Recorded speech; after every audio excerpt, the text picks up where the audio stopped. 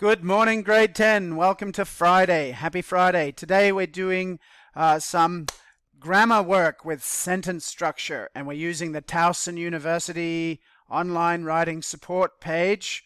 Their resources are really good. Today we are doing parallel structure, so let's get straight into it. Have a paper and pen ready. All right, we're doing parallel structure. Parallel structure helps you with economy, clarity, equality, and delight in your writing. Okay, here are some examples. Thinking and running are parallel, same verb structure.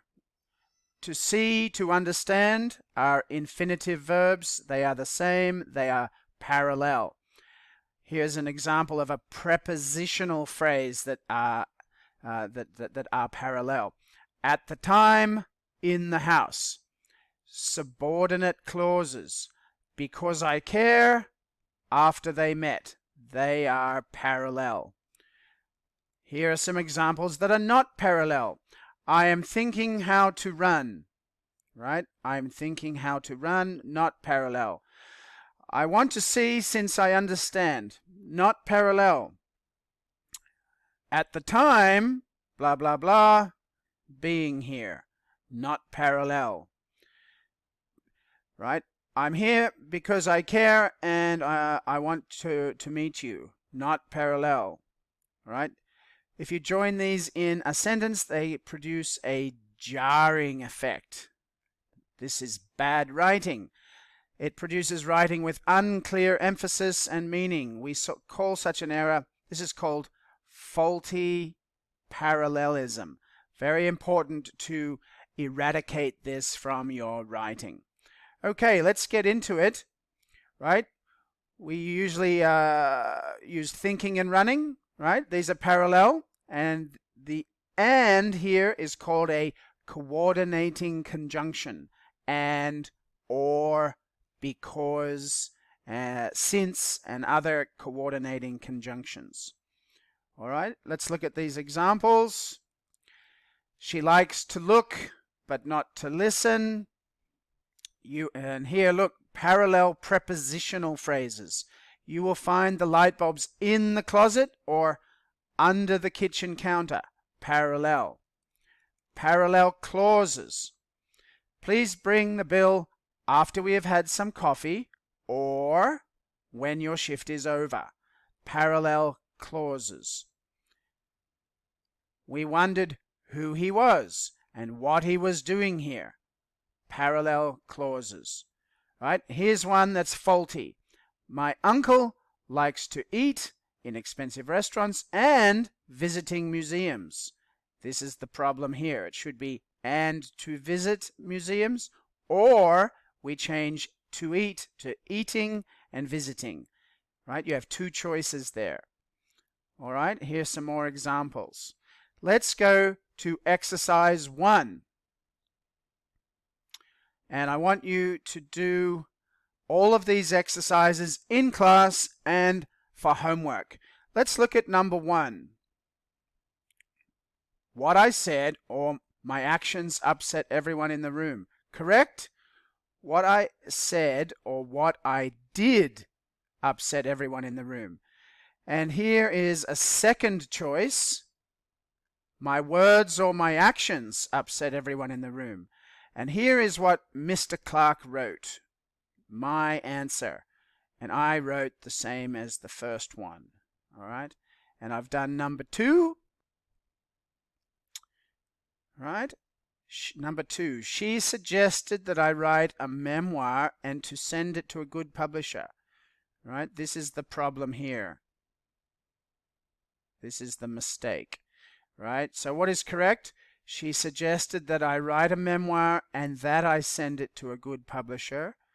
And this is more formal. You do have the second choice of not writing the that.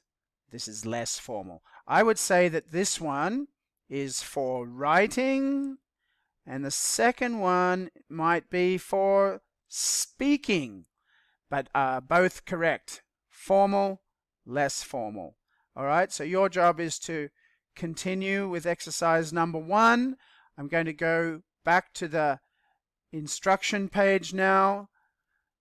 Using parallel structure with elements in a list or series, right? Lists or series. Here we go. She wanted 3 things. Notice the colon. Here's a colon. There's a colon here to make a list. Money, power, comma, and security. That's a series. A series of infinitives. These are verbs with to before the verb. To do my taxes, to request, to explain. Now here's a series of prepositional phrases. He found cleaning supplies in the closet, under the sink, but not in the garage. A series of clauses. The company doesn't care about who you are, how you got here, or why you have come. That's a series of 3 prepositional phrases. Sorry, 3 clauses. 3 clauses. All right, here's an example of a faulty sentence. The tribes emphasized collective survival, mutual aid, and being responsible for one another. Being, this is the problem here, right? You've got a noun. Collective survival is an abstract noun. Mutual aid is a compound abstract noun, but this is the problem. So if you look at the correct answer, these 2 stay the same, and being responsible, responsibility is the abstract noun. Here's another example. The frustrated customer wanted to exchange the article, to obtain a refund, or she wanted to speak to the manager. This is the problem. And you've got 2 choices here, right? And you've got she wanted or to speak. To speak. And that's the infinitive verb. Or the other choice, the frustrated customer wanted to exchange the article, obtain a refund, or speak to the manager. Notice the to is dropped here. And I would suggest, as the earlier example, we drop the to perhaps when we are speaking, and we use the to here, here, and here in formal writing. Okay, let's go to exercise number 2. Here are some answers I did earlier. Let's look at number 1. The students have dissected frogs, cats, and how to dissect human torsos. This is the problem here. Correct? The students have dissected frogs, cats, comma, and human torsos. And that's what I wrote. This is my answer here. Okay, number 2. At the store, my duties are to keep the shelves stocked, to work the registers, and assisting customers. This is the problem here, right? Correct. At the store, my duties are to keep the shelves stocked, to work the registers, and to assist customers. That's formal. Now you can drop the to in the second correct example, here and here. And again, I would suggest that this is better for speaking. Speaking and writing. Formal, informal. Okay, so that's exercise number 2 that you can do the rest of those by yourself. And you'll notice at the bottom of those, you check the box that says check my answer, right? But don't check the answers until you've written your own attempts. Try first and then check the answers later, okay? Don't check the answers at the beginning, because that doesn't help you. You're not using your brain. So practice first, then check. All right? Now, number 3 is where we use parallel structure with items or elements being compared. X is more than Y, X is better than Y. Using more, less, better, and worse. All right? We're using as or than. Okay, let's look at some examples. Driving to New York can actually take less time than flying there. Driving and flying. Miriam's ability to come up with projects far exceeded her resolve to work on them. Right? These are prepositional phrases.